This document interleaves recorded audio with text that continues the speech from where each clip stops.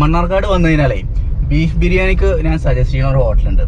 സാധനം എവിടെയെന്ന് വെച്ച് കഴിഞ്ഞാൽ ഈ കുന്തിപ്പുഴ പാലം കഴിഞ്ഞാൽ, അതായത് നിങ്ങൾ പെരുന്തമണ്ണെന്ന് കോഴിക്കോട് നിന്ന് വിചാരിച്ചാൽ കുന്തിപ്പുഴ പാലം കഴിഞ്ഞാൽ, കുന്തിപ്പുഴ പാലം നിങ്ങൾക്ക് എല്ലാവർക്കും അറിയാലോ, അത് കഴിഞ്ഞാൽ നമ്മൾ റിലയൻസിൻ്റെ പമ്പ് ഉണ്ട്. ഈ റിലയൻസിൻ്റെ പമ്പ് കഴിഞ്ഞതും മെസ്ബാൻ എന്ന് പറഞ്ഞൊരു ഹോട്ടലുണ്ട്. ഞാൻ പലപ്പോഴും അവിടെ നിന്ന് ബീഫ് ബിരിയാണി കഴിച്ചിട്ടുണ്ട്. ഒരു മറ്റുള്ള എന്താ പറയുക ബിരിയാണി ഒരു വ്യത്യസ്തത അവിടെ പുലർത്തുന്നത് വെച്ചാൽ അവിടുത്തെ ബീഫാണ്. നല്ല രീതിയിൽ വെന്ത് അതുപോലെ ചോറിൽ ലയിച്ച ഒരു ബീഫ് ബിരിയാണി. നിങ്ങൾ മണ്ണാർക്കാട് വന്നു കഴിഞ്ഞാൽ നിങ്ങൾ എന്തായാലും ഒന്ന് ട്രൈ ചെയ്തോ. വേറൊരു പ്രത്യേകത ഉണ്ട് കേട്ടോ ഇതിന്. അതായത് നാഷണൽ ഹൈവേൻ്റെ നേർ സൈഡിലാണ് വൈഡ് പാർക്കിംഗ് ഏരിയ ഉണ്ട്. ഇപ്പോൾ ഈ കാണുന്നതൊക്കെ പാർക്കിംഗ് ഏരിയ തന്നെയാണ് മുനിസിപ്പാലിറ്റിയുടെ. ഇതേ ഹോട്ടൽ ഇതാണ് മെസ്ബാൻ. നമുക്ക് റൈറ്റ് എടുക്കാം.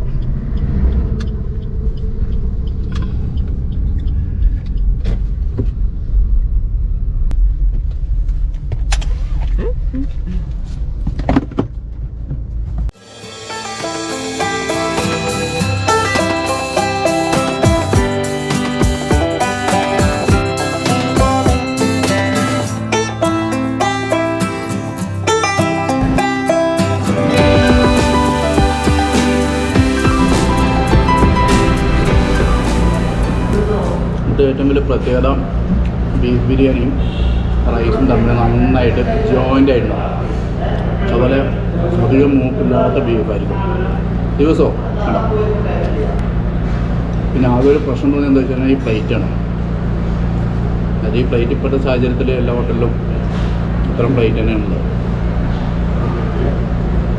പിന്നെ ഒരു കാര്യം എന്താ വെച്ച് കഴിഞ്ഞാൽ വൈറ്റ് റൈസ് അല്ല, നമ്മുടെ പഴയകാല ബിരിയാണി ഉണ്ടല്ലോ, നാടൻ ബിരിയാണി, യെല്ലോ റൈസ്, അതും ഇവിടെ നിന്നും ഇങ്ങനെ തന്നെ ആയിരിക്കും കേട്ടോ, നാടൻ ബിരിയാണി എന്നൊക്കെ പറയാം. പിന്നെ ഹാഫ് ബിരിയാണി കേട്ടോ നമ്മൾ പറഞ്ഞത്. ഹാഫ് ബിരിയാണി പറഞ്ഞാലും ക്വാണ്ടിറ്റി കുറച്ച് കൂടുതലായിട്ട് പലപ്പോഴും തോന്നിയിട്ടുണ്ട്. പിന്നെ അത്യാവശ്യം കരകളില്ലാത്ത 2 പീസ് ഉണ്ടാവും.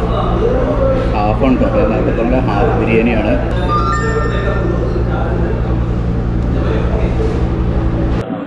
സലാഡിൻ്റെ കാര്യം പറയുകയാണെങ്കിൽ ഒരു തട്ടിക്കൂട്ട് സലാഡല്ല കേട്ടോ. ഇതിനകത്ത് എല്ലാ ഇൻഗ്രീഡിയൻസും ഉണ്ട്. അത്യാവശ്യം കുക്കുംബർ ഉണ്ട്, ക്യാരറ്റ് ഉണ്ട്, അതുപോലെ ഉള്ളി പിന്നെ നോർമലാണല്ലോ. പിന്നെ ഒരു ഇഞ്ചിയുടെ ടേസ്റ്റ്. ഇത് സാധാരണ നമുക്ക് പല ഹോട്ടലിൽ നിന്ന് കിട്ടുന്ന തട്ടിക്കൂട്ട് സലാഡല്ല.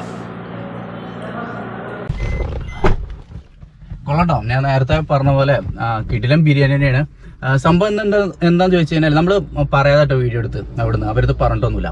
പിന്നെ വേറെ കാര്യം എന്താ ചോദിച്ചാൽ നമ്മളിപ്പം പ്രവീണിനെ ഓർമ്മ ഉണ്ടാവില്ലേ, പ്രവീണിൽ നിന്ന് സാലറി കിട്ടിയ ദിവസമാണ്. അപ്പോൾ അതിൻ്റെ ചെറിയൊരു ട്രീറ്റ് ആയിരുന്നു. അങ്ങനെയാണ് നമ്മളിവിടെ ഹോട്ടലിൽ വന്നത്. അപ്പോൾ വേറെ ഒന്നുമില്ലല്ലോ. ഓക്കെ, അടുത്ത വീഡിയോയിൽ കാണാം.